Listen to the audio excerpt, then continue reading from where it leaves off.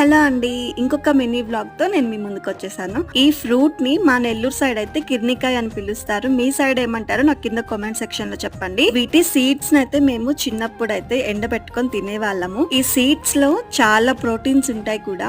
So వాటితో అయితే నేను ఈ రోజు మిల్క్ షేక్ అయితే ప్రిపేర్ చేస్తున్నాను. ఈ మిల్క్ షేక్ కోసం 1 bowl of Musk melon pieces అలాగే సీడ్స్ ని కూడా తీసుకోవాలి. అలాగే మనకి అవైలబుల్ లో ఉన్న నట్స్ ని సీడ్స్ ని కూడా మనము కాచిన పాలలో వేసుకోవాలి. వీటన్నింటిని కాచిన పాలలో వేయడం వల్ల ఇవి కొంచెం సాఫ్ట్ అవుతాయి. నేను ఇక్కడ స్వీట్నెస్ కోసం డేట్స్ ని తీసుకుంటున్నాను. సబ్జా సీడ్స్ ని కూడా 5 మినిట్స్ సోక్ చేసి పెట్టుకోవాలి.